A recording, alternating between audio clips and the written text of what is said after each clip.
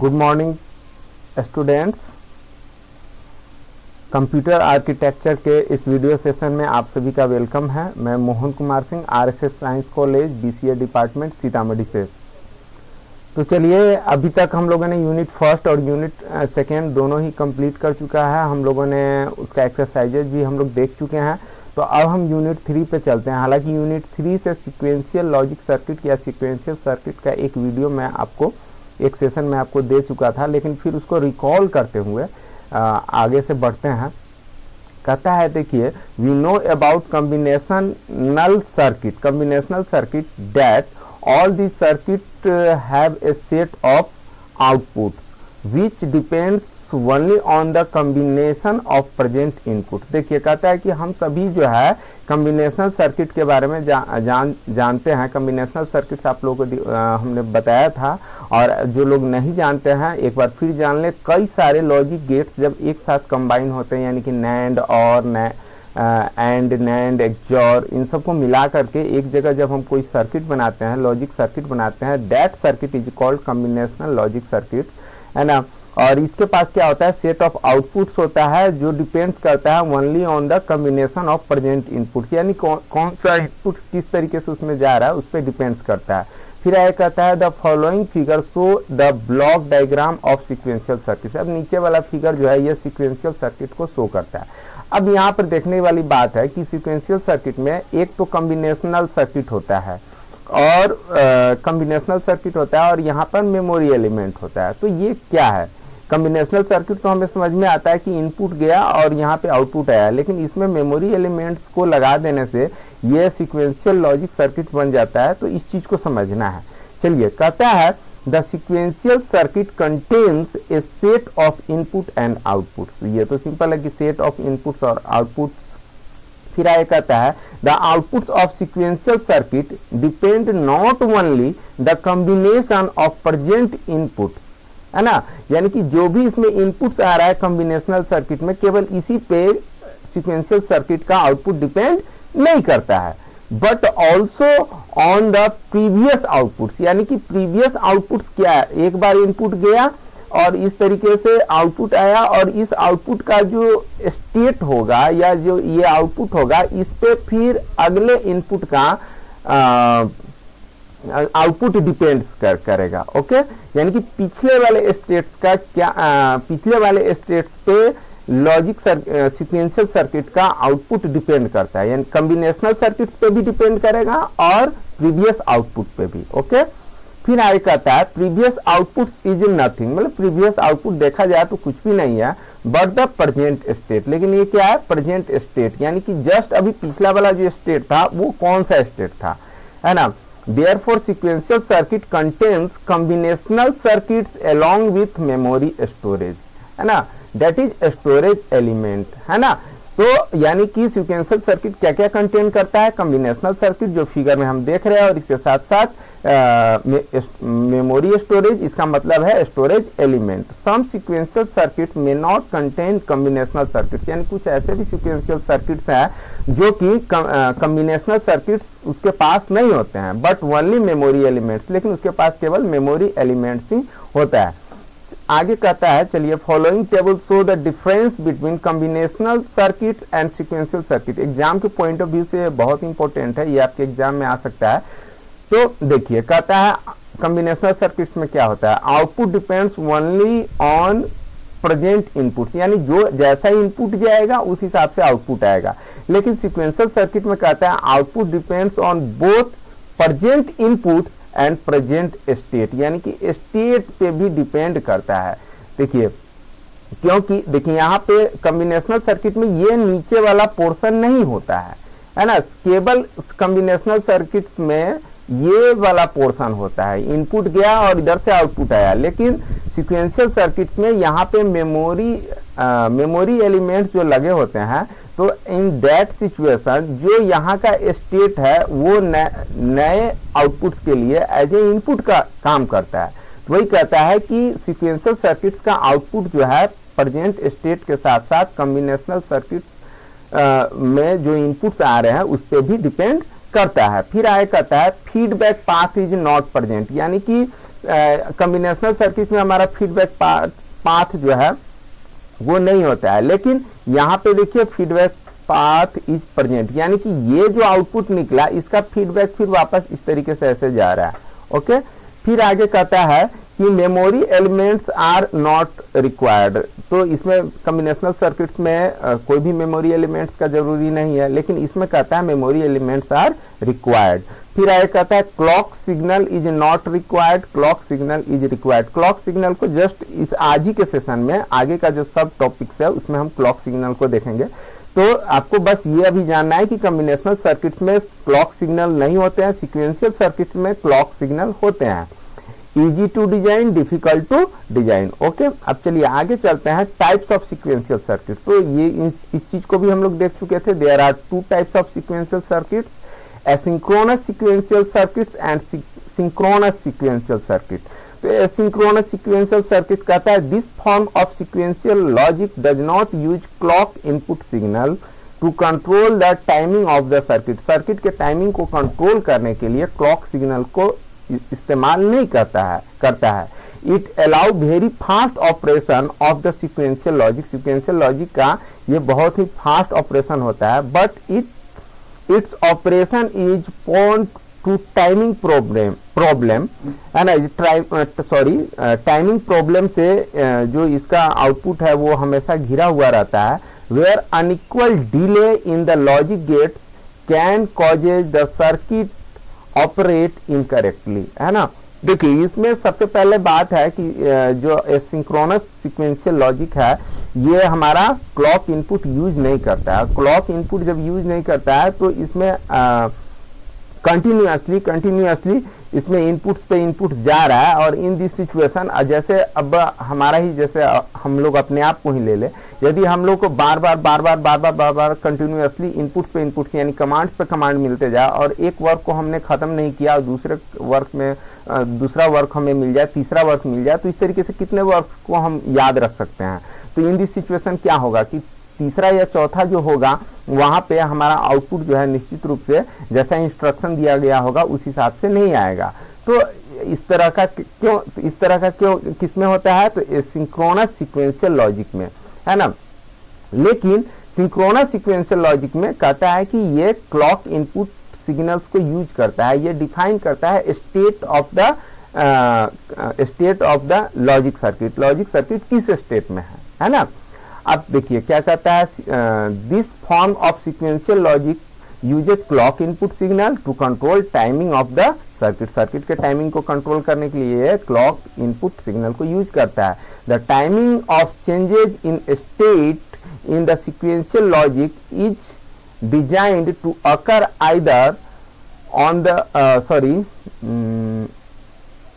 edge of the clock input when flip-flops are used or at a particular logic level as when एक second, थोड़ा सा यहाँ पे मेरा स्क्रीन जो है हाँ कहाँ पे गया,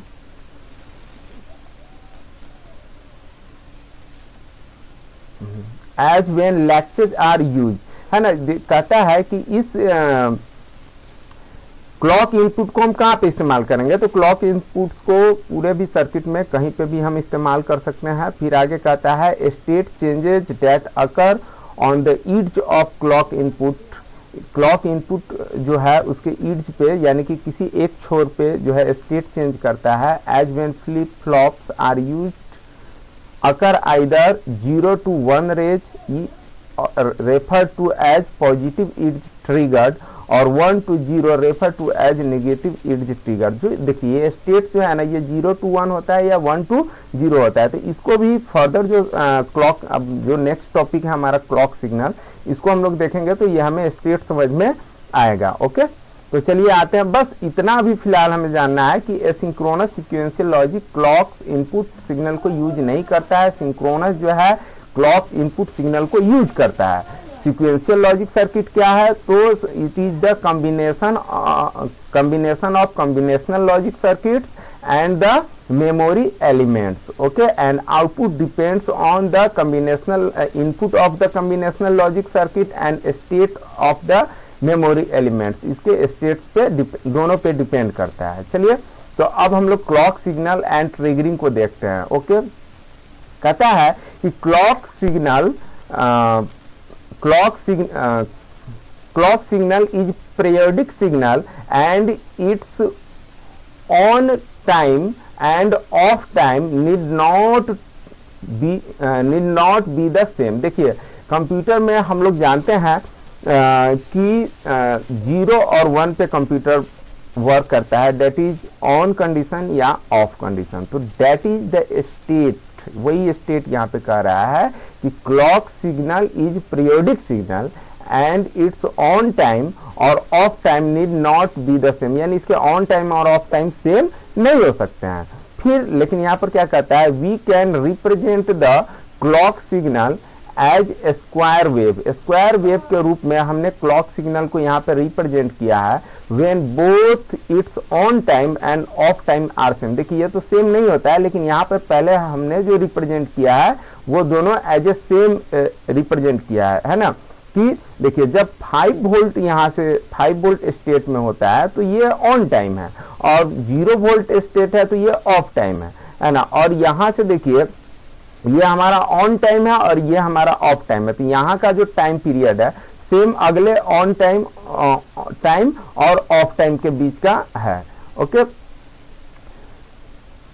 तो फिर आगे कहता है the clock signal is shown in the following figure. इस फिगर में क्लॉक सिग्नल को दर्शाया गया है। फिर आगे कहता है in the above figure square waves is considered as clock signal. Square waves जो है ये वेव्स स्क्वायर वेव्स है और ये क्लॉक सिग्नल है। This signal stage at logic high 5 volt for some time. ये कुछ देर के लिए 5 वोल्ट स्टेट में रहता है and stage at logic low 0 volt for equal amount of time. यानी कि देखिए ये कुछ समय के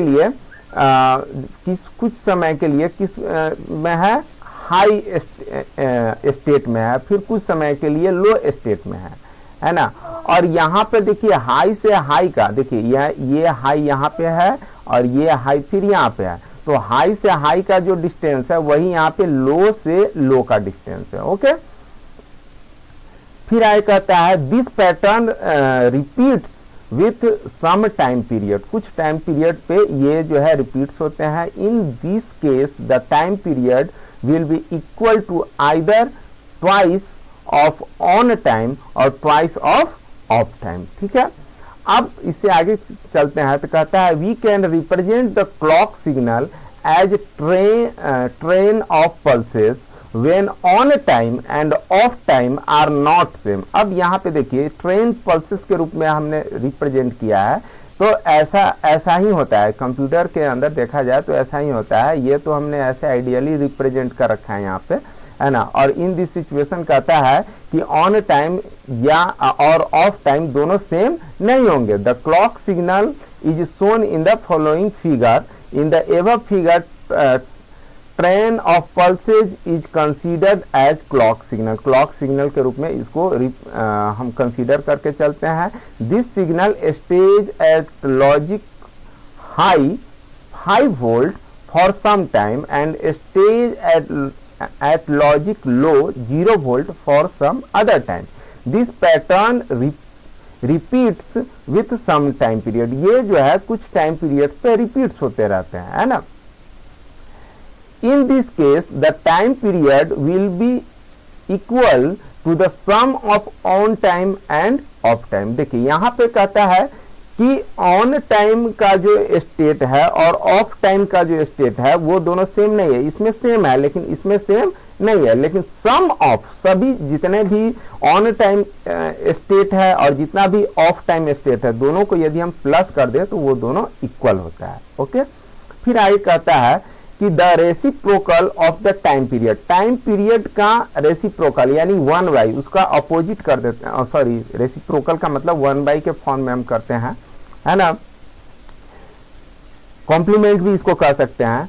तो reciprocal of the time period of clock signal. Clock signal का जो रेसिप्रोकल होगा is known as frequency of the clock signal. Clock signal का फ्रीक्वेंसी के रूप में जाना जाता है। फ्रीक्वेंसी को बहुत आसानी से हम समझ सकते हैं जैसे आप यूं समझे कि हमारे एकदम सिंपल से एग्जांपल हम लेते हैं कि हमारे जो पब्लिक ट्रांसपोर्ट थे पहले, उनका फ्रीक्वेंसी बहुत ज्यादा था, सॉरी बहुत कम था। यानी कि पहले एक एक घंटे पे किसी रोड में, किसी वे पे जो बसेस पब्लिक ट्रांसपोर्ट आते थे वो एक एक घंटे पे आ रहा था, आज से 10 सालों पहले। लेकिन आज वो 10-10 मिनट पे या आधे घंटे पे अवेलेबल है। तो पहले फ्रीक्वेंसी कम था, अब फ्रीक्वेंसी उसका बढ़ गया। तो फ्रीक्वेंसी यानी कि स्पीड से वो आ रहा है। तो वो कहता है कि टाइम पीरियड का जब हम लोग रेसिप्रोकल करते हैं तो हमें जो मिलता है वो क्या मिलता है, फ्रीक्वेंसी मिलता है, किसका, क्लॉक सिग्नल का। ओके, अब कहता है कि ऑल सिक्वेंशियल सर्किट्स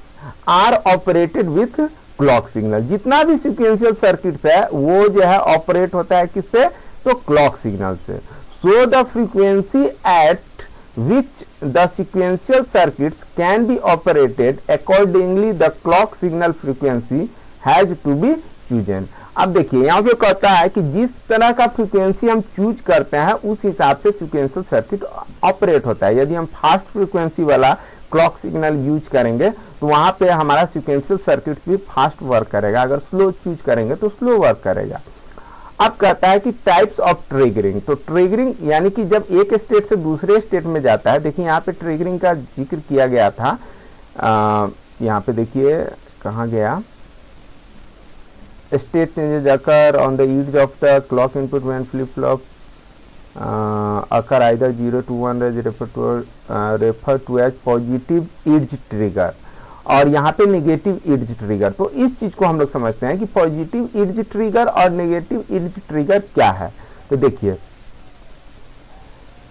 कहता है कि following are 2 possible types of triggering that are use in sequential circuit. Sequential circuit में 2 तरह के ट्रिगरिंग यूज होते हैं, level triggering and edge triggering, है ना। अब देखिए इस फिगर को मैं आपको बता दूं, देखिए इसमें जो ये अपर और लोअर पार्ट है, देखिए ध्यान से देखिए, ये अपर पार्ट है और ये लोअर जो इस तरीके से बन रहा है, तो इसको हम लोग बोलते हैं लेवल ट्रिगरिंग। ओके, यहाँ और फिर यहाँ। और देखिए एज ट्रिगरिंग का मतलब ये वाला और ये वाला।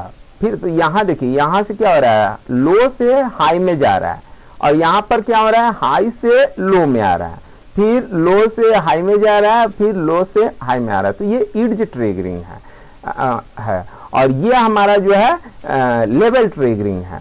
ओके, तो कहता है कि 2 तरह के triggering, level triggering and edge triggering. Level triggering को देख लेते हैं। कहता है there are 2 levels namely logic high and logic low in clock signal. Clock signal में 2 लेवल्स होते हैं, logic high and logic low. Following are the 2 types of level triggering. Level triggering के 2 टाइप होते हैं, positive level triggering and negative level triggering. तो देखिए यहाँ पर जो दिखाया गया है in the negative level triggering, 2 तरह के ट्रिगरिंग। फिर कहता है if the sequential circuit is operated with the clock signal when it is logic high, जब इसका लॉजिक हाई रहेगा, then that type of triggering is known as positive level triggering। यानी कि जब इसका लेवल हाई रहेगा तो ये पॉजिटिव लेवल ट्रिगरिंग कहलाता है। It is the highlighted in below figure. Below figure में इसको मैंने हाईलाइट कर रखा है। ओके, फिर आगे कहता है if the sequential circuit is operated with the clock signal when it is in logic low, जब ये लो लॉजिक में होगा, then that type of triggering is known as negative level triggering, तब इसको नेगेटिव लेवल ट्रिगरिंग कहा जाता है। It is highlighted in the following figure, इस फिगर में इसको दर्शाया गया। फिर आगे अब चलते हैं एज ट्रिगरिंग पे। तो एज ट्रिगरिंग में भी मैंने आपको बताया कि देखिए अब ये भी 2 तरह का, positive edge triggering and negative edge triggering. तो कहता है there are 2 types of transitions that occur in clock signal. Clock signal में 2 तरह के ट्रांजिशंस होते हैं, that means the clock signal transitions either from logic low to logic high और logic high to logic low. यानी कि कभी ये लॉजिक लो से लॉजिक हाई पे जाएगा या कभी लॉजिक हाई से लॉजिक लो पे आएगा। ओके, तो कहता है कि following are 2 types of edge triggering based on the transitions of clock signal के ट्रांजिशन पे दो तरह के ईड्ज ट्रिगरिंग होते हैं, positive edge triggering and negative edge triggering. आगे कहता है if the sequential circuit is operated with the clock signal that is transitioning from logic low to logic high, यानी कि अगर सीक्वेंशियल सर्किट ऑपरेट हो रहा है विद द क्लॉक सिग्नल के साथ, जब ट्रांजिशनिंग कहां से हो रहा है, लॉजिक लो से लॉजिक हाई पे, यानी कि क्लॉक सिग्नल लॉजिक लो से लॉजिक हाई पे जा रहा है, और उस समय जब हमारा सीक्वेंशियल सर्किट ऑपरेट होता है, then that type of triggering is known as positive edge triggering. It is also called rising edge triggering. It shown in the below figure. इस फिगर में जो भी दिखाया गया है वो आपका पॉजिटिव ईड्ज ट्रिगरिंग है, यानी लो लेवल से लॉजिक लो से लॉजिक हाई की तरफ ये जा रहा है।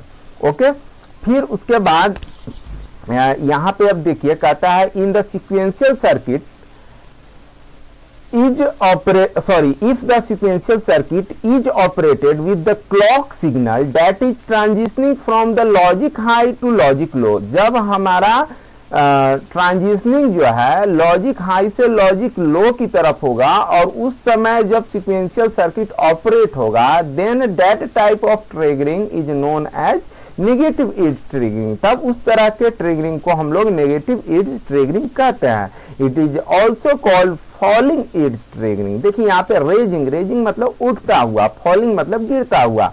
Okay, it is shown in the following figure. Okay, तो अब मेरे हिसाब से आप लोगों को सीक्वेंशियल लॉजिक सर्किट्स बहुत अच्छे से समझ में आ गया होगा। इसमें जो positive edge triggering, negative edge triggering क्या है ये भी समझ में आ गया होगा। उसके बाद आप इसमें लेवल ट्रिगरिंग तो कहता है कि पॉजिटिव लेवल ट्रिगरिंग और नेगेटिव लेवल ट्रिगरिंग, ये भी समझ में आ गया होगा। और यहाँ पर देख लीजिए क्या क्या होता है, 0 और 1 का केस यहाँ पे देख लीजिए। कहता है कि अगर आइदर 0 to 1 रेंज, 0 से 1 अगर जा रहा है तो referred as positive edge triggering, और यदि 1 से 0 फॉल हो रहा है तो refer to as negative edge triggering. तो ये भी आपको समझ में आ गया होगा। आप ये भी समझ में गए होंगे कि सीक्वेंशियल सर्किट्स क्या होते हैं। तो sequential circuits are combination of combinational circuits और साथ साथ मेमोरी एलिमेंट्स, है ना। और अब ये कितने तरह के, तो 2 तरह के, सिंक्रोनस और asynchronous. Synchronous clock signal input को यूज नहीं करता है। एक सेकेंड, यहाँ पे मैं थोड़ा सा कंफ्यूज कर रहा हूँ। एसिंक्रोनस क्लॉक इनपुट सिग्नल को यूज नहीं करता है, सिंक्रोनस जो है क्लॉक इनपुट सिग्नल को यूज करता है। ओके, और जो कंप्यूटर्स में जो लॉजिक सीक्वेंशियल सर्किट्स इस्तेमाल होते हैं, एसिंक्रोनस का इस्तेमाल नहीं होता है। जब भी होता है तो सिंक्रोनस का ही इस्तेमाल होता है। और आगे अब फर्दर जहां कहीं भी सीक्वेंशियल सर्किट्स का हम जिक्र करेंगे तो उसका मतलब होगा सिंक्रोनस सीक्वेंशियल सर्किट, यानी कि क्लॉक इनपुट वो इस्तेमाल कर रहा है। ओके, चलिए आपने मेरा वीडियो देखा, इसके लिए बहुत बहुत धन्यवाद। अब मैं यहाँ पे वीडियो अपना एंड करता हूँ।